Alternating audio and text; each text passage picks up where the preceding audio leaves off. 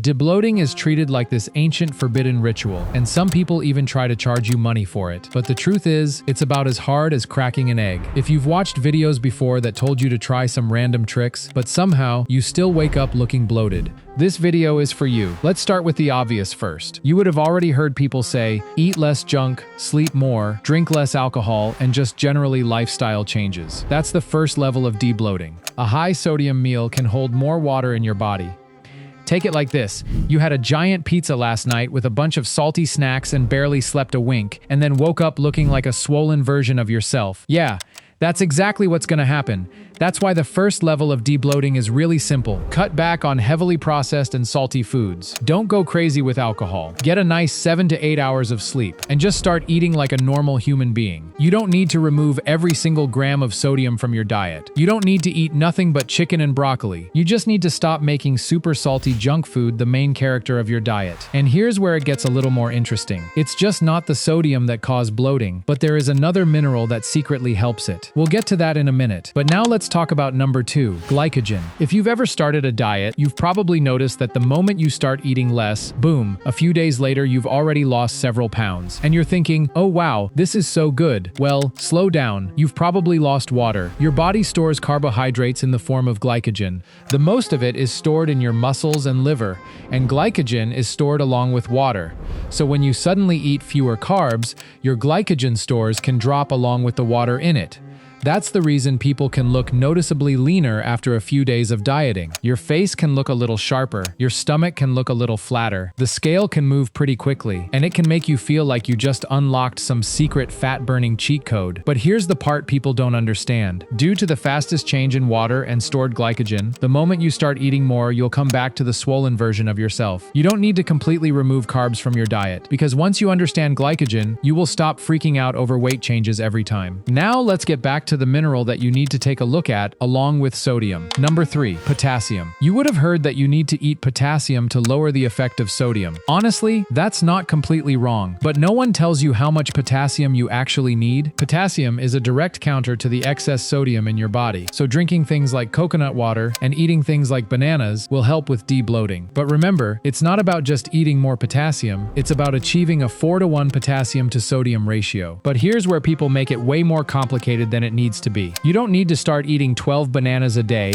or start drinking gallons of coconut water. Just eat a good amount of foods that contain potassium, like 1 or 2 bananas every day, potatoes, beans, avocado, yogurt, pretty much normal stuff. The bigger point is that your whole diet matters. If you're eating a ton of processed food and barely eating any fruits or vegetables, fixing that is probably going to help your overall diet a lot more than chasing some perfect potassium number. And don't get obsessed with some magic potassium to sodium ratio either. Your body needs both. The goal isn't to completely eliminate sodium, it's to stop eating a ridiculous amount of salty processed food while getting a decent amount of potassium-rich whole foods. Simple. But now we're getting into something that can make a person look noticeably different in just a few days. And here's the crazy part. It doesn't even have to involve losing fat. Number 4, drink more water. I know what you're thinking. If I'm trying to stop looking puffy, why would I drink more water? It sounds backwards, but trying to fix puffiness by barely drinking anything isn't some genius hack. Your body needs water, and staying hydrated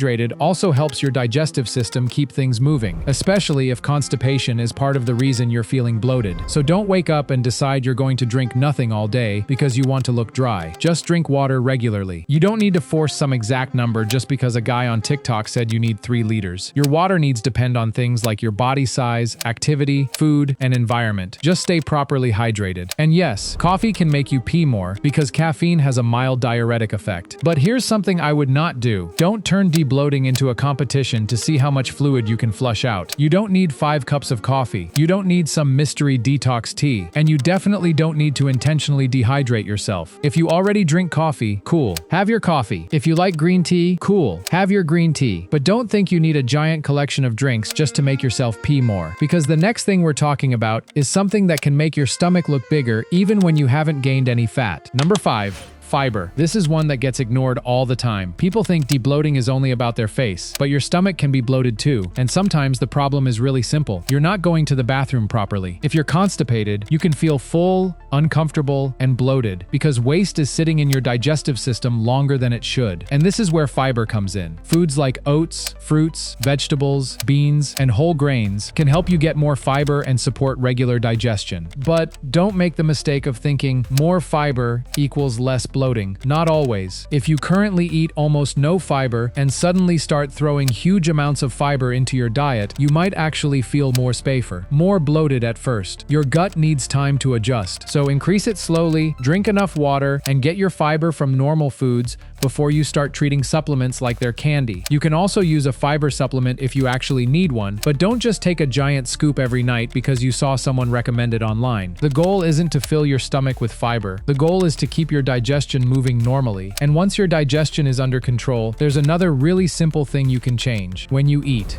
Number 6. Don't go to bed after a giant meal. Have you ever eaten a huge meal right before bed? Then you wake up the next morning and you look in the mirror like, why do I look like this? Yeah, that can happen. And it doesn't mean you gained a bunch of fat while sleeping. You might simply have more food sitting in your digestive system. You might have eaten more sodium. You might have eaten more carbs. And you may just feel full and uncomfortable. Large meals late at night can also make bloating and digestive symptoms worse for some people. So one easy thing to test is simply finishing your last big meal a few hours before bed, not 12 hours. Not some crazy fasting challenge. Just don't make your bedtime meal the biggest meal of the entire day. If you're hungry, eat. You don't need to go to sleep starving. But if you're eating a giant meal at 11:30 p.m. and then wondering why your stomach looks huge at 7 a.m., well, we might have found the suspect. And this next one is so simple that it almost sounds stupid, but it can make a real difference. Number 7. Move. Think about your morning. You wake up. You've been lying down for hours. You haven't walked. You haven't stretched. You haven't moved much at all, and then you grab your phone and stay in bed for another hour. That's probably not the best way to get your body going. You don't need to do a full workout. You don't need to start sprinting around your house. Just move, walk around, stretch, do a few easy bodyweight movements. Go outside for 10 minutes. That's it. Regular movement can help digestion and can also help when you're feeling bloated. And if constipation is part of your problem, staying active can help keep your gut moving too. This is why a simple morning walk is underrated. You wake up, drink some water, get out of bed. Walk around for a few minutes. Let your body wake up. You're not trying to burn 1,000 calories. You're just getting things moving. And if you like doing a gentle face massage in the morning, you can do that too. It might feel good, but don't treat it like some magical water draining machine. The bigger win is simply getting up and moving instead of sitting around waiting for your face to stop looking puffy. Now we've covered all the pieces, but here's where it actually becomes useful. Because knowing 7 different tips is one thing. Knowing what to actually do tomorrow morning is another. Number 8. The routine. So let's make this stupidly simple. You wake up. First thing, drink some water. Then get up and move. Walk around. Stretch. Do whatever feels easy. You don't need some crazy morning workout. Then, if you normally drink coffee or tea, have it. You don't need to add some weird ingredient to it. Just drink your normal coffee. Then go about your day. During the day, pay attention to your food. Try to cut back on the super salty processed stuff. Get some potassium-rich foods into your diet. Eat fruit, eat vegetables, have potatoes or beans. Eat normal food. It's that simple. And honestly, that's probably the biggest debloating secret. You don't need a secret. You just need to stop doing the things that are making you bloated in the first place.